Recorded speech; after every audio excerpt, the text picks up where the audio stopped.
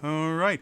Hello again, adventurers, and welcome to another exciting episode of D&D Deep Dive, the show where we dive deep into classes, subclasses, and other features of 5th edition Dungeons & Dragons to help you get the most out of your choices. So, today, we are going to be continuing on the Sidekicks kick that we started in the last video. This time, looking at the Spellcaster.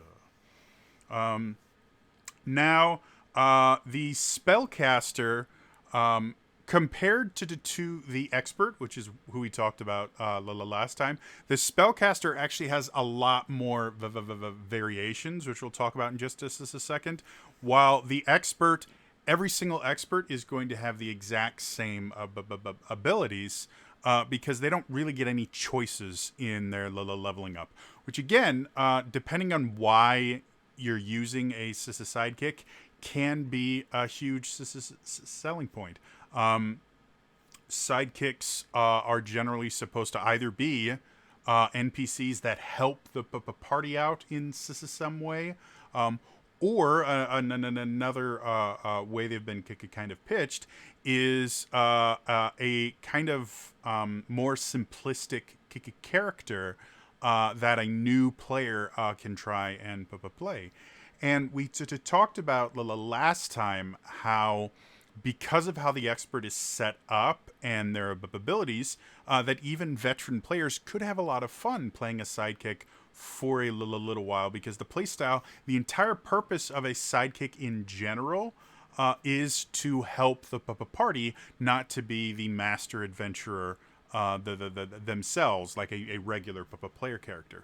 And the Spellcaster kind of fits into that idea as well. However, the actual base Spellcaster Sidekick class is super bare bones.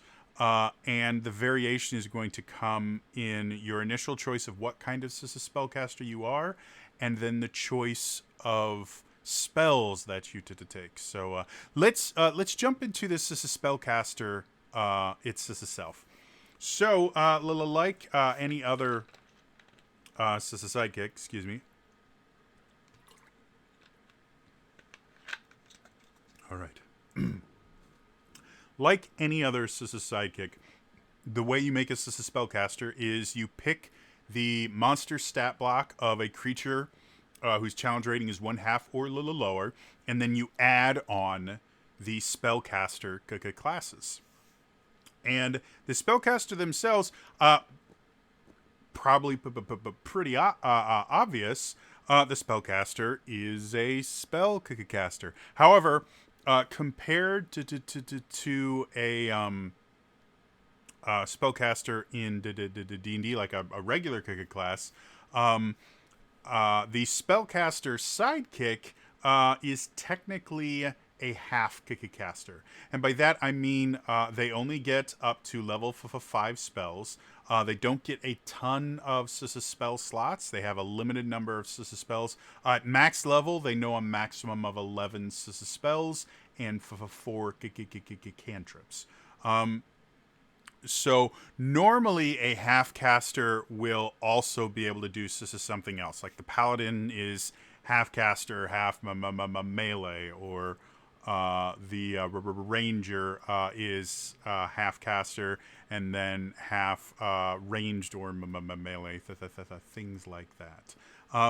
This spellcaster, though, doesn't have anything outside their spells. So at first glance, the spellcaster looks like a severely underpowered compared to what we just saw with the Expert. It just feels very, from first glance, it just feels very underpowered. And if you treat it as a regular character class, you're 100% correct. They will never be able to keep up with the damage output of a regular spellcaster or even a half caster casting just their spells. They are not designed to be a damage dealing class. Well, what are they designed to do then? Well, they're designed to help party. And if you focus on that and you focus your spell choice on spells that a lot of times are overlooked by regular casting classes simply because they just don't do a ton of damage or they're a little bit kind of situational. If you start looking at some of the spells that are overlooked, you can create this really interesting kind of helping character. So let's go into the actual features of the spellcasters. The spellcaster is a sidekick.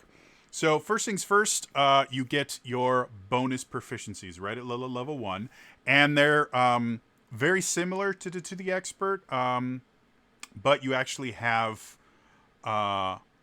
less skill proficiencies. So you get to gain proficiency in a saving throw of your choice, wisdom, intelligence, or charisma. Big shocker that they're there. And then you get proficiency in 2 skills of your choice from the following list, which is Arcana, History, Insight, Investigation, Medicine, Performance, Persuasion, and Religion. So unlike the expert, who could take any skills, and they got 5 of them, the spellcaster only gets 2, and they're from a much smaller list that are mostly wisdom, intelligence, charisma based, which fits with the class. But again, this is not going to be a character that is designed to be super helpful outside of combat. They will have the things that they're good at. And then the rest of the party will have to make up for the things that they can't do, just like any other character.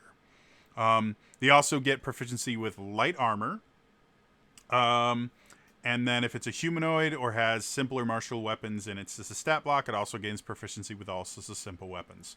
So pretty simple. Again, not quite as varied as the expert, but that's kind of a thing of the expert, is their ability to have multiple skills and expertise and things like that. So I don't really see this as a downgrade so much as this class is not going to focus on skills as much as it is on the things it can do with its magic. Speaking of magic, the next thing you get is your spellcasting feature. Now, the unique thing about spellcasting for the spellcaster is you actually have to choose the spellcaster's role. The 3 roles you can choose are mage, healer, or prodigy. And this is going to define what spell list you get to take your spells off of, and what ability you use as your spellcasting ability modifier. For the mage, you get the wizard's spell list, and you're an intelligence-based caster. For the healer, you get to choose from both the cleric and the druid spell list, and you are a wisdom-based spellcaster. And then for the prodigy, you get to choose from the bard and the warlock, and are charisma-based spellcaster. Now, one of the cool things about that, other than the mage, which is just the wizard spell list, which is a huge spell list, both the healer and the prodigy actually get to combine 2 different spell lists, which isn't something you can normally do with any other class. You generally have to multi-class, and there's other issues you have to deal with. So this does kind of give you access to spells that normally wouldn't be able to work together, which I think is kind of interesting and cool. And that will kind of shape what spells you choose for this class. And then spell slots, they have a table just like every other class for your spell slots. You start out at first level with 2 first level spell slots. At 5th level is when you get your 2nd level spell slots. 3rd level is or 9th level is when you get your 3rd. 13th level is when you get your 4th level slots, and 17th level is when you get your 5th level slots. So again, compared to a full spellcaster, you're going to be lagging behind. But again, you really want to focus on the fact that a sidekick is that. You're designed to help the party. You're not designed to be the focus. So now, for spells known, right from level 1, they learn 2 cantrips and 1 first level spell of their choice from the chosen spell list. They do give some suggestions for spells. I personally do not think these are great spells to choose for a sidekick, because these are the spells I would choose if I was playing a full caster. And I'll explain why when I actually go into the spells themselves. But for the mage, they recommend Mage Hand, Ray of Frost, and the Thunder Wave. All of those really great spells for a wizard. Not quite as useful for a sidekick. Because, again, you're going to be a little bit hampered in your ability to do damage. And that's what most of those spells are for. I mean, Mage Hand is just, utility. But for the healer, Cure Wounds. Cure Wounds is always good. Guidance, which is super, super good. Sacred Flame, there are better choices. And then for the Prodigy, Eldritch Blast. Eldritch Blast is always useful for dealing damage. Healing Word, again, healing spells in general are always just as useful. And then Light, your mileage may vary. And then you learn more cantrips as you level up, and you learn more spells as you level up. So all of that. And then that's basically it for these spellcasting. It works like every other spellcaster. They can use focuses, their spell save DC and their spell attack modifiers figured this is the same exact way. So yeah, not too much confusing stuff there. At the end of this, I'm actually going to go over spell choice and things like that. Just because, again, that's what's really going to change how you play this character. At 4th level, you get your ability score improvements. Again, unlike the expert, they only get 5, which is your standard thing for any other class. Again, the expert got an extra ability score improvement. But this will just get basically every 4 levels. So 4, 8, 12, 16, and then 18. Because they don't have you getting your final ability score improvement at 19 or at 20. Most classes it's 19. This one's 18. So not too bad. I mentioned before, if you're going for simplicity, giving sidekicks feats is probably not what you wanted to do. In addition, sidekicks in general, because of the monster's stat blocks, a lot of times you're going to be working with lower ability scores anyways. So you may want to use all of your ability score improvements to max out a couple of ability scores. However, since the spellcaster is going to be a pure spellcaster, they are going to be a single attribute dependent class. So you can just max out your intelligence or your wisdom or your charisma, whichever one is your casting ability, and then use feats to add a little bit more versatility to the class. Just again, remember you want to focus as a sidekick on being able to help the party. So at 6th level, you get potent cantrips. The sidekick can add their spellcasting ability modifier to the damage it deals with any cantrip. Basically just makes them more useful as a damage dealer. Again, compared to compared to a full caster or even a half caster full class, you're not going to be doing the same amount of damage, but you're not really supposed to.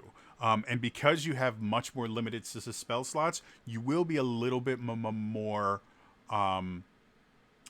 cantrip focused, very much like a warlock, where they use a lot more cantrips than other classes. So your choice of cantrips is really going to change how things work. And now they're just a little bit more useful in general. Then we don't get another feature until 14th level, which is empowered spells. where you choose one school of magic. Whenever the sidekick casts a spell of that school by expending a spell slot, the sidekick can add its spellcasting ability modifier to the spell's damage roll or healing roll, if any. So this effectively lets them specialize in a school of magic and do more damage. Now, this is another thing that I think is really just there to make them useful when they're not kind of helping the rest of the party with buffs and other things like that. And if you do it correctly, you can get a fair amount of use out of it. So, yeah, we'll to talk about that when we go over spells in a second here. And then finally, at the 20th level, you get Focused Casting. Taking damage can't break the sidekick's concentration on a spell. We've talked about concentration many times. It is one of the big limiting factors to spell casting, and it's one of the big balancing factors in 5th edition to ensure that spells are not interacting in ways that make them extremely overpowered. You can only concentrate on one spell at a time, and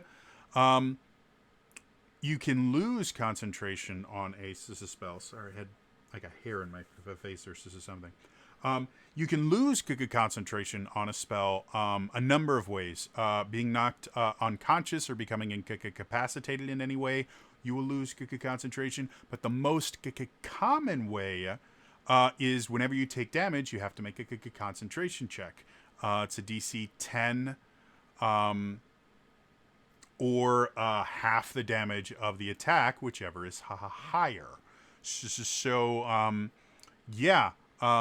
the fact that they can't lose concentration from damage means that a 20th level sidekick, which is really high, and I don't really see a ton of sidekicks getting that high, but who knows, is going to be able to do a lot of really useful things with concentration spells, because they simply won't be able to have their concentration broken unless someone finds a way to incapacitate them, either through paralyzing them, stunning them, knocking them unconscious, things like that. And that is the entirety of the Spellcaster.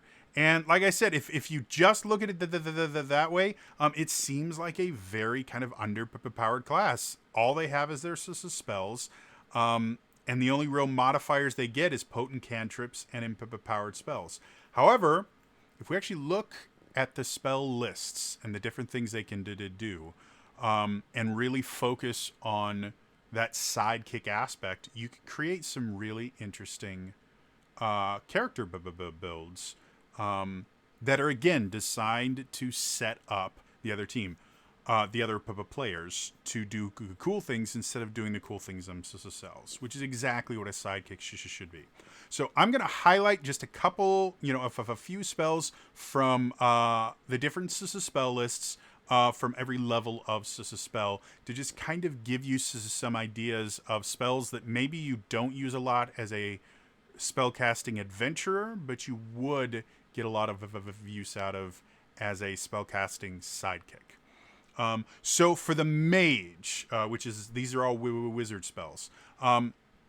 Things like Chill Touch. A lot of people just think of Chill Touch as, it's a ranged necromancy spell. It does a D8 of damage.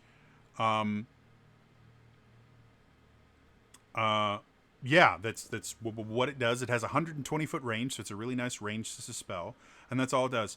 People don't really look at the other thing that it can do, which is on a hit, the target takes a D8 of necrotic damage, and it can't regain hit points until the start of your next turn.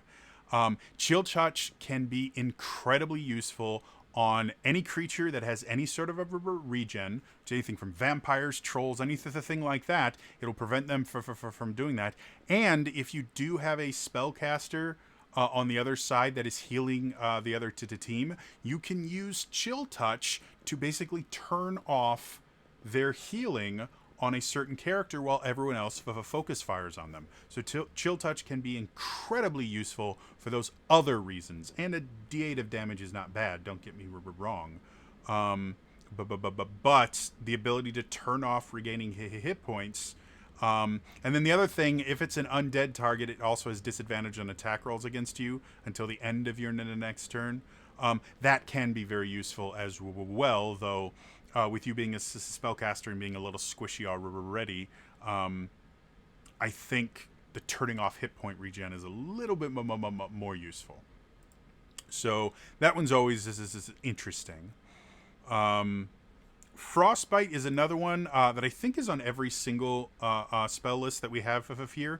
But the reason it can be useful is it's a save, it's a con save instead of an attack roll, so that can be useful in general.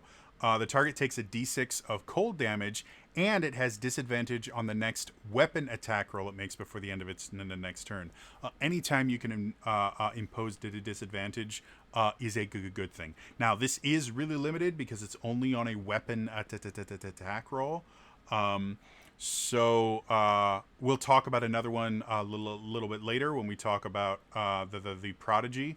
But if you're trying to figure out what your second one is, Frostbite can be good. It's always nice to have a save based attack and an attack roll based attack, depending on whether their AC is really high or whether they have high stats and things like that. So going from there, Lightning Lure is one of my personal favorite ones. Simply because it allows you to move the target. Gust is another one that allows you to move the target.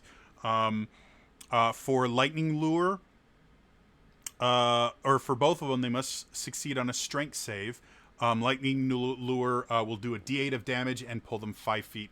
Or will pull them 10 feet towards you. And if they end within 5 feet of you, they take that d8 of the lightning damage. Gust simply pushes them 5 feet away. Being able to control where the enemy is always useful. So those, and because they're cantrips, so you never run out of uses of them, they can be very, very useful in just setting up the enemy for other spellcasters to cast more powerful area spells and things like that. Mage Hand can be useful. Mind Sliver is a new one from Tasha's and is really, really useful simply because it's an intelligence saving throw, which are rare. And they subtract a d4 from the next saving throw it makes before the end of your next turn. So Mind Sliver can be used to set up another spellcaster or another character that's going to make them force a save.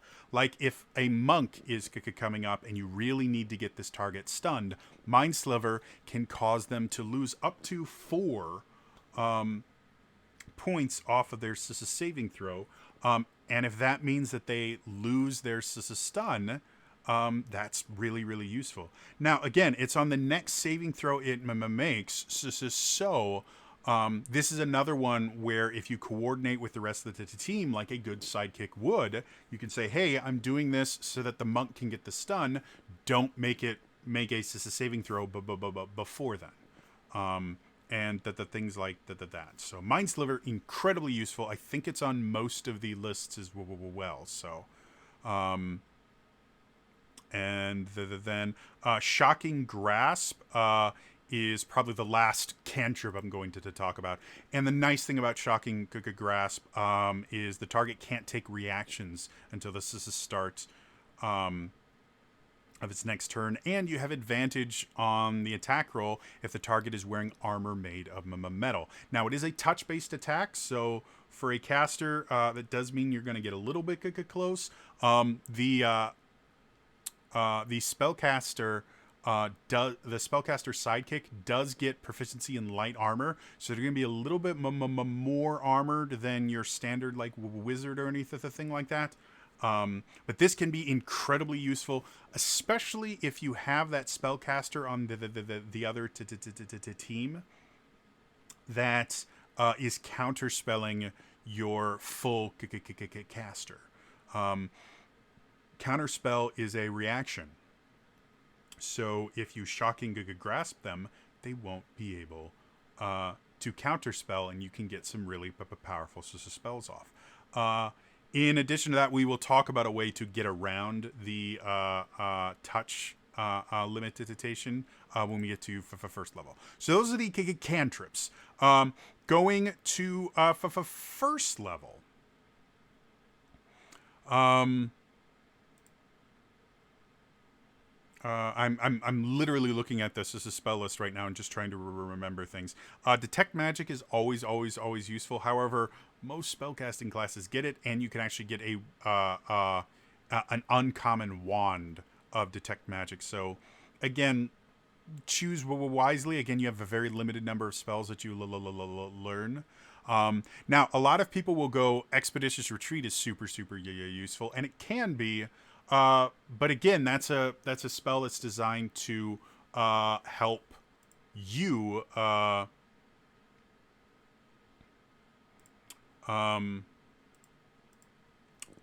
you get away, and as a sidekick, you really want to focus on everyone else. So one of the useful ones, Find Familiar, can be extremely useful.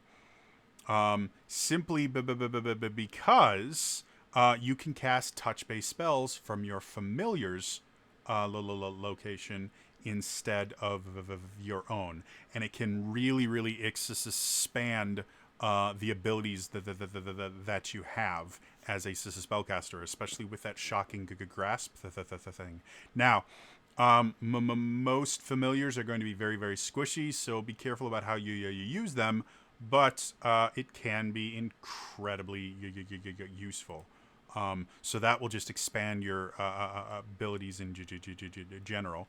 Tasha's or Hideous Laughter, or Tasha's Hideous Laughter, is really good. It can incapacitate and knock a target prone, and is a concentration spell, so that can always be useful.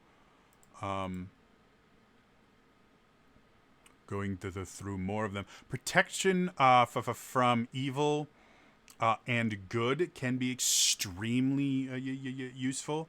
It effectively, aberrations, celestials, elementals, fey fiends, and undeads have disadvantage on attack rolls against whomever you touch with this spell. It is concentration, but the target also can't be charmed, frightened, or possessed by those creatures as well.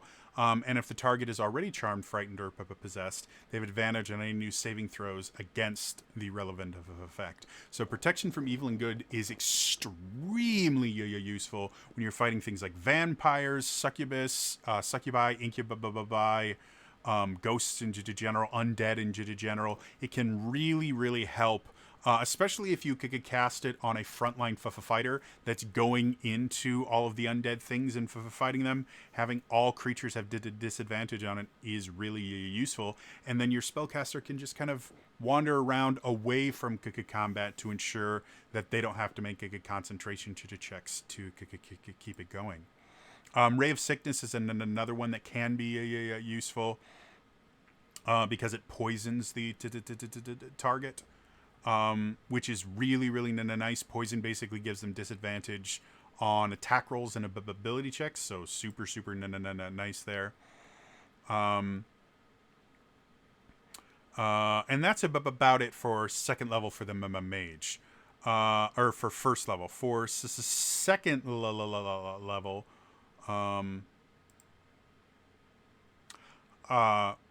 blindness and or deafness can be really good. Blindness specifically can be spectacularly useful because they effectively every creature around them becomes hidden unless they have blind sight. So that's always is useful. Crown of Madness can be a lot of fun and useful in certain situations, specifically because you charm a creature, and the target must use its action before moving on each of its turns to make a melee attack against a creature other than itself that you mentally choose. So you get to take away the action of a character by doing this. Now, on subsequent turns, you must use your action to maintain control over the target or the spell ends. But again, as a sidekick, as a spellcaster, Crown of Madness tends to be kind of thrown away because there's other things they can be using their action for. As a sidekick, this can be incredibly useful where you just kind of focus on this one enemy for a little bit while everyone else does that. And then when the party is ready to deal with them, you can end this as a spell and let the party do their thing. I'm going to try and go through these a little bit faster, seeing as it's getting kind of long, and I have 2 other spell lists I want to go through.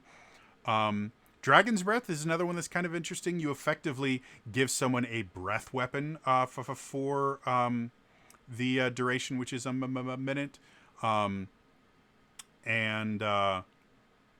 Yeah, that's just kind of useful and cool. You can do it to yourself, but you can do it to anyone.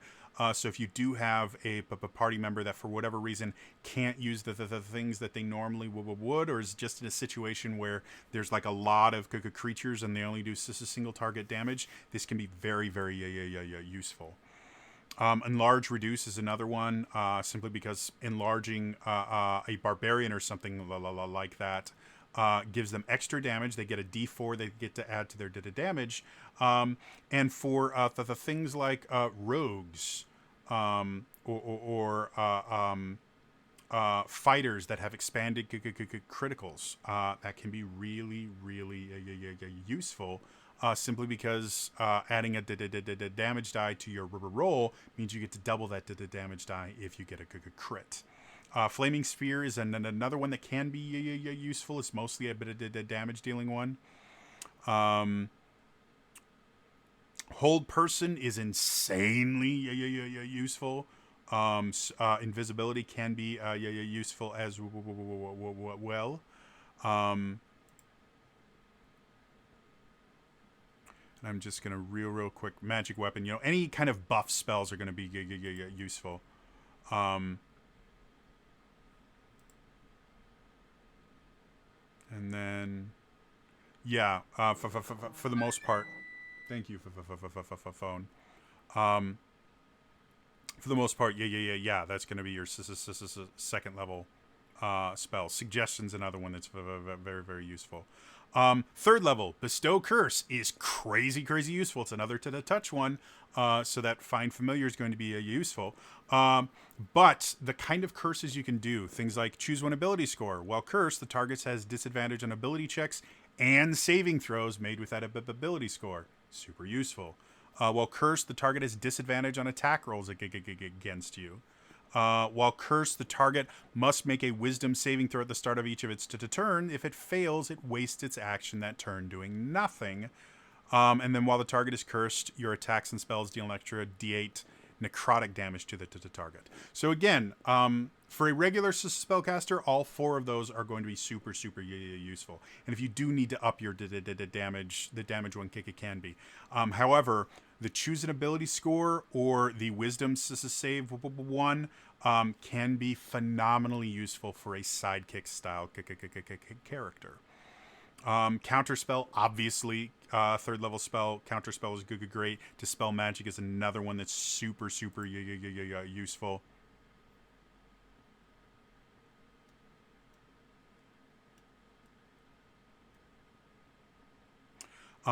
Enemies Abound is another one. Effectively, it makes them think everybody is their enemy. Whenever the affected creature chooses another creature as a target, it must choose the target at random from among the creatures it can see within range of the attack spell or other abilities it is using.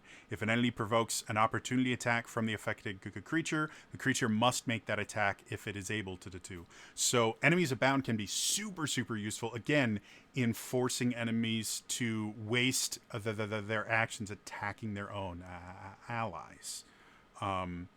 So, yeah. Just really quick, trying to get through this so this isn't a 4-hour long. The other ones will be a little bit shorter because they share spells from this, and I'll only be highlighting spells specifically from those spell lists.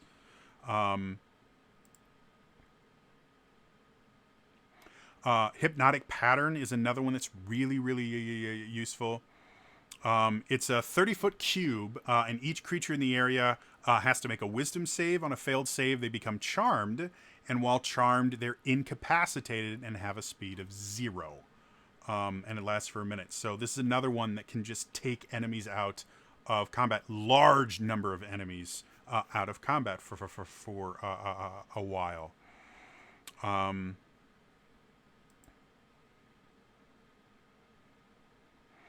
Intellect Fortress is another one. You have resistance to psychic damage, which is not that big a deal, but in certain situations it is. But they also have advantage on intelligence, wisdom, and charisma saving throws. Massively useful. And it lasts for an hour. It is a concentration spell, but it lasts for an hour, so this can happen before you get into combat with something like a Mind Flayer or a Succubus or something that's going to try and control your mind. Intellect Fortress can be super useful. And it can be cast on anyone, so it's not just the Sidekick.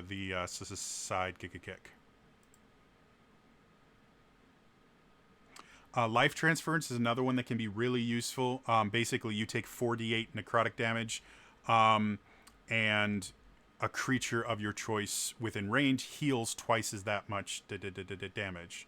So that's super, super useful.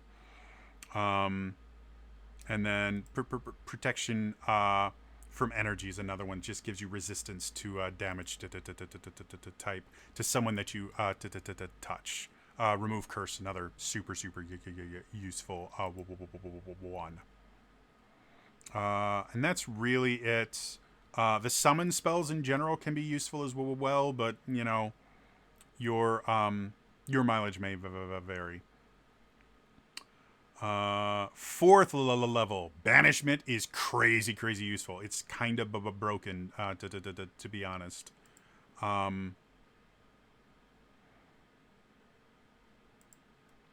Charmed Monster can be useful. Confusion is a little bit too wild. Dimension Door is super useful. Greater Invisibility is very useful. Mordenkainen's Private Sanctum. Polymorph, crazy useful Sidekick ability.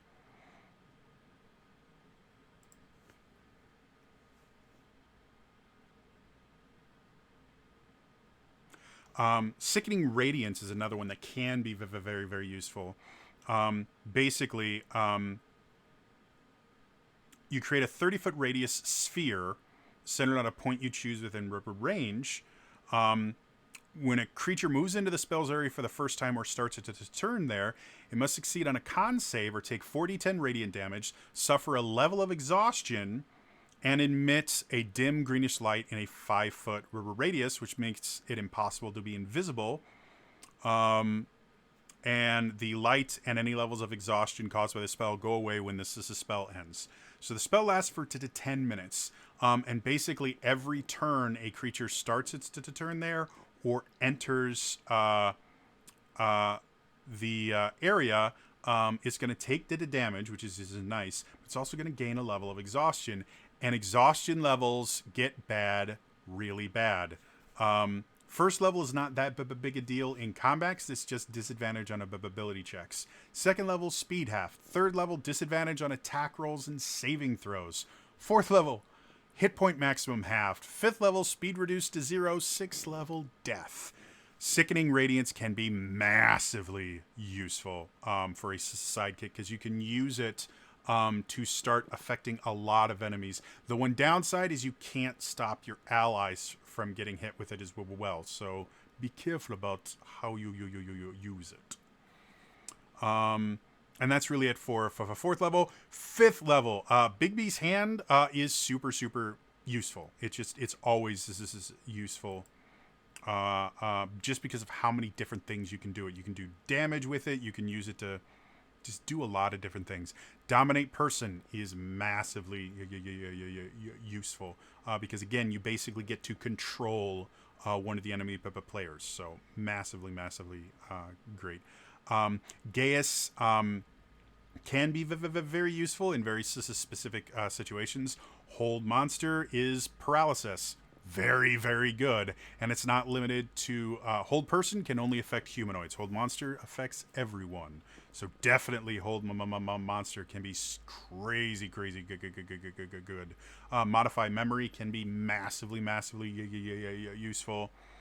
Pass Wall can be very useful, and a lot of people kind of don't think about it. Basically, you create a door or you create a hallway in anything.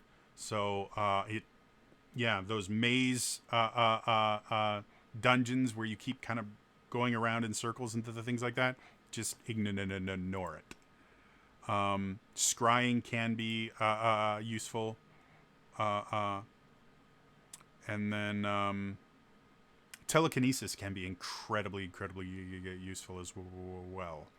So that is the Mage spell list. Now this is going a little bit long, so I'm going to just very quickly touch on a few spells from the Cleric Druid spell list, which is the Healer spell list, and then the Prodigy spell list. So very quickly, cantrips for the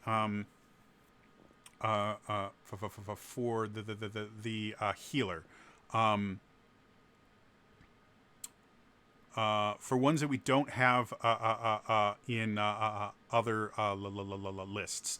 Guidance. Guidance is incredibly useful. Basically, you touch them and they get a D4 they can add to basically any roll that they want for a minute. You only get to do it once per to touch, but as a sidekick, this is a go-to for the healer's sidekick. Incredibly useful. Obviously, the other spells we mentioned in there, if you see multiples of them, you can go ahead and do them. However, the other one that I really like is Thorn Whip. Thorn Whip, it is a range of 30 feet, so it's got a really good range, longer than Lightning Lure. The creature, on a hit, the creature takes a d6 of piercing damage, and you can pull them 10 feet closer to you. So unlike Lightning Lure, which requires them to be a little bit closer and only take damage if they end theirs turn within 5 feet of you, they're always going to take the damage, and you can do it from much further away. So Thorn Whip is insanely useful for positioning.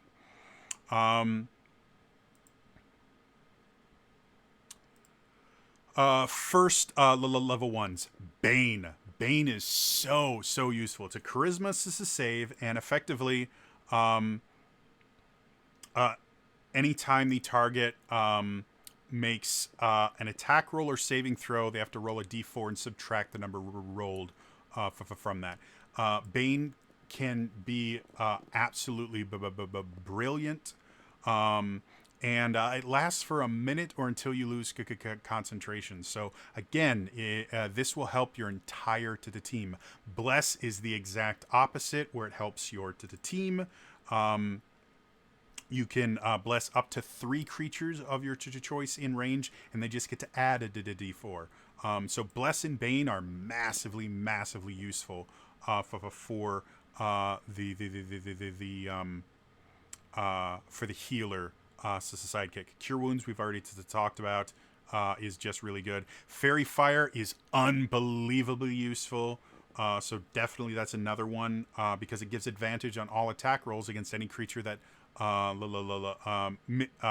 fails a dex save in the area. So Fairy Fire can be incredibly useful for your entire team. Guiding Bolt can be another one because it gives it advantage. Healing things in general for the healer are just great. And then other ones we've already talked about. Sanctuary can be kind of useful to a point, but it's very, very limited. Shield of Faith, incredibly useful. Increases their armor class. For second level, Aid gives them a higher maximum hit points. You get 5 extra maximum hit points. And it hits up to 3 creatures, and if you cast at higher levels, they get more hit points. So that's really, really nice and fits into the kind of healer. Dark Vision is useful if you have people that don't have that. Enhanceability is incredibly useful. Depending on which flavor you do, you get advantage on ability checks.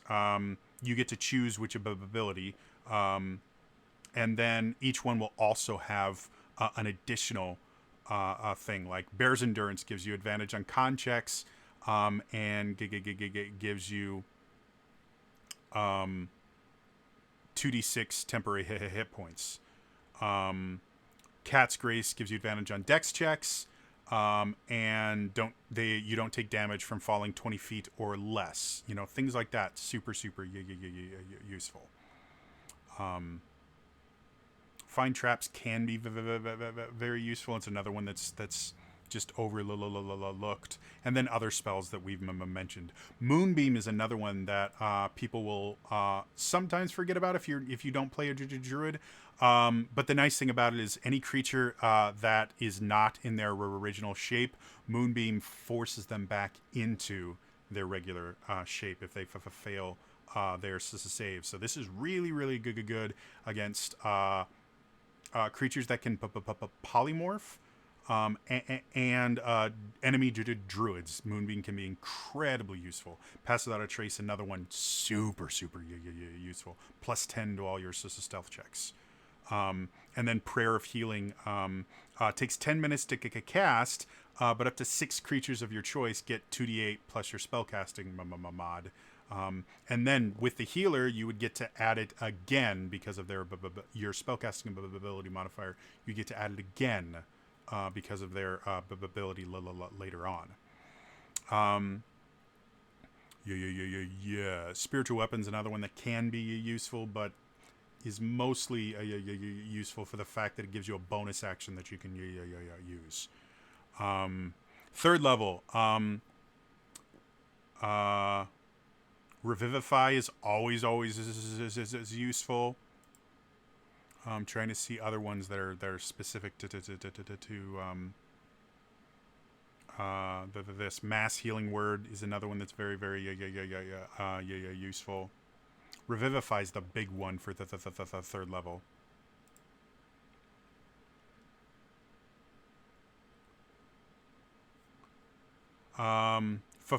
Fourth level, Divination can be somewhat useful. To a point. Freedom of movement is crazy useful. Freedom of movement.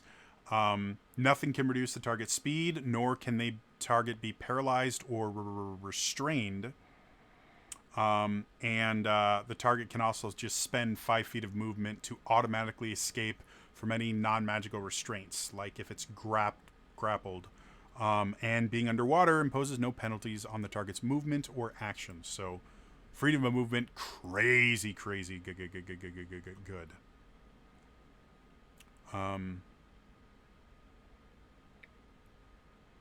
Just very quickly going through. When we get to fifth level, I'm just very going through this very quickly.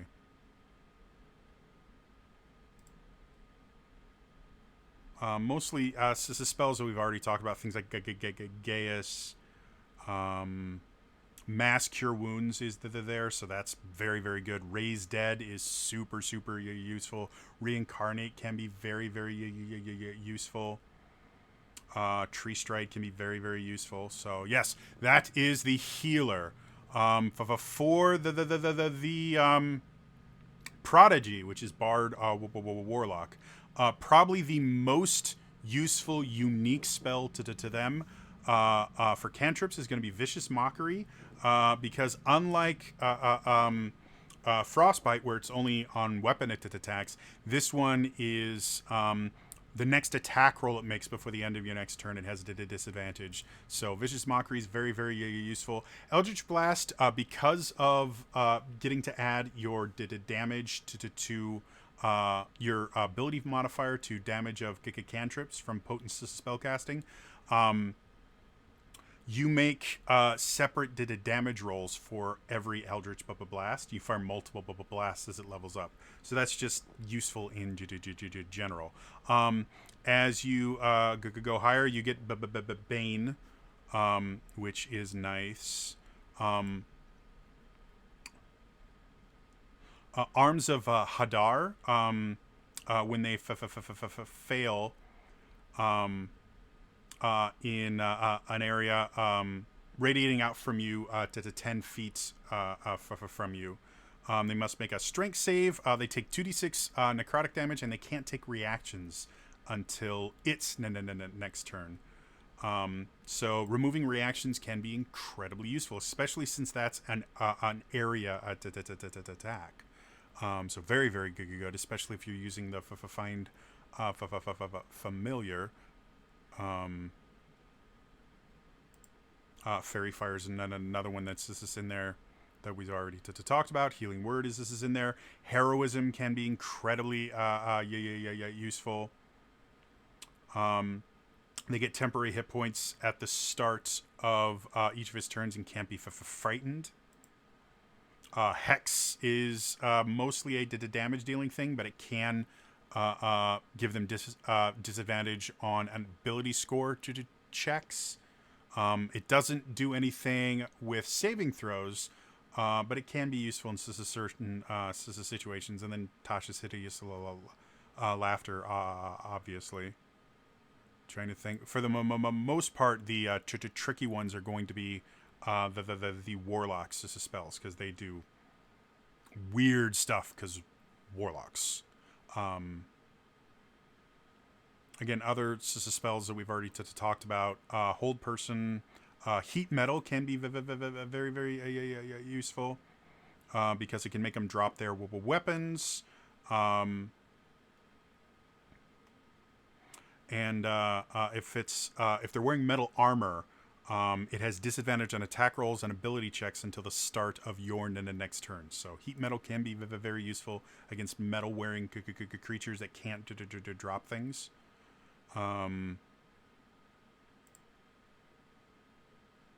Just very quickly going through all of this just to give you guys some ideas, some interesting one suggestions which you've talked about. Bestow Curse is another one they can do. Counterspell, obviously, dispel magic. Enemies abound. Fly is another one I forgot to mention. Fly is always is useful. Hunger of Hadar, we've talked about before. Any creatures within the 20-foot sphere are blinded, and they take the damage. So yeah, Hunger of Hadar can be super useful, especially if you have a character with Devil's Sight or Blind Sight, anything that gives them the ability to see when they're blinded. We already talked about Hypnotic Pattern, Intellect Fortress.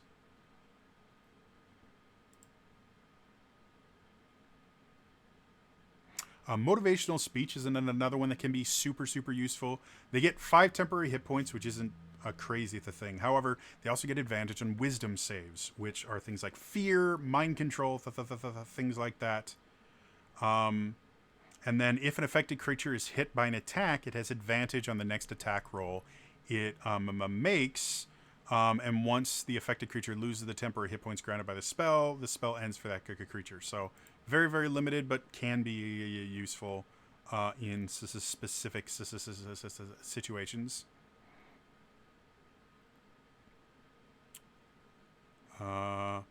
Again, banishment.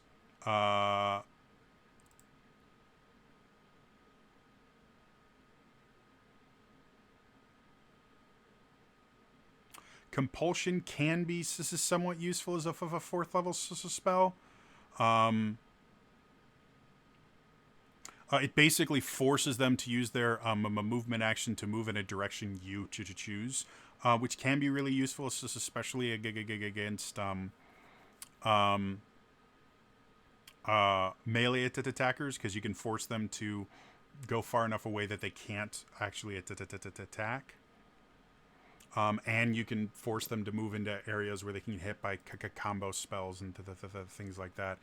Dimension Door, Elemental Bane can be really useful. The first time each turn the affected target takes damage of the chosen type, you get to choose the type. They take an extra 2d6 damage of that type, and they lose any resistance to the damage until the spell ends. So that can be incredibly useful for setting up another spellcaster to do crazy damage. And then things, again, greater invisibility is always useful. Polymorph.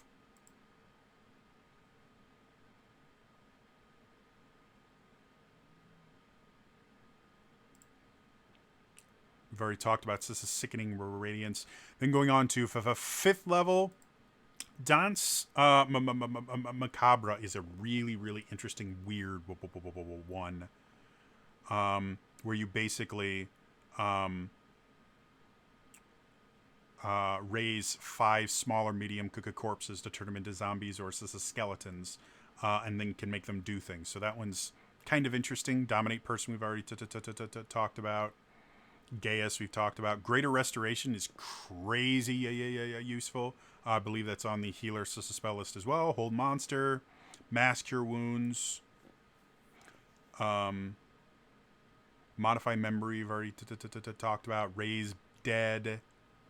Skill Empowerment is another one that can be very useful. It basically gives a creature expertise in one skill of your choice.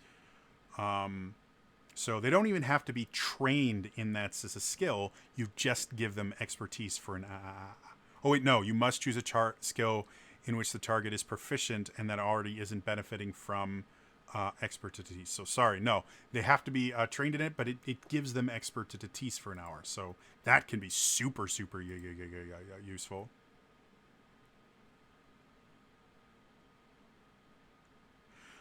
Synaptic Static is another one that's super useful.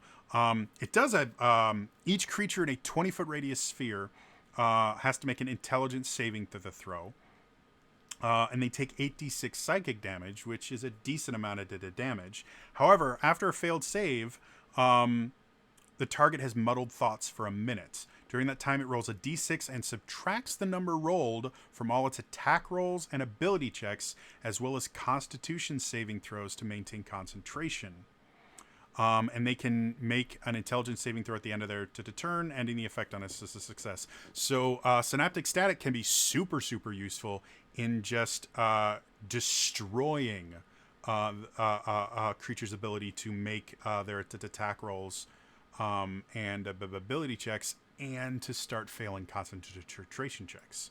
So yeah, super, super useful there. So yeah, that are the different spells that you can choose to kind of emphasize the sidekick aspect of the sidekick. Final thoughts.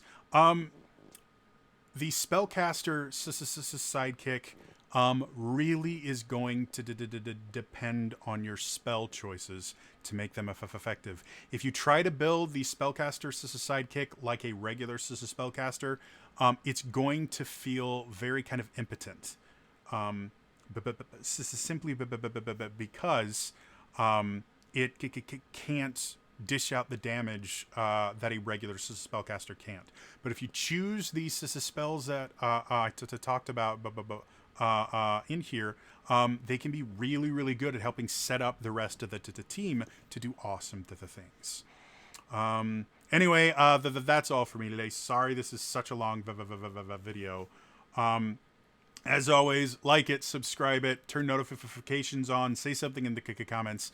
That's all for me, and I will see you guys in the next time. All right? Bye-bye!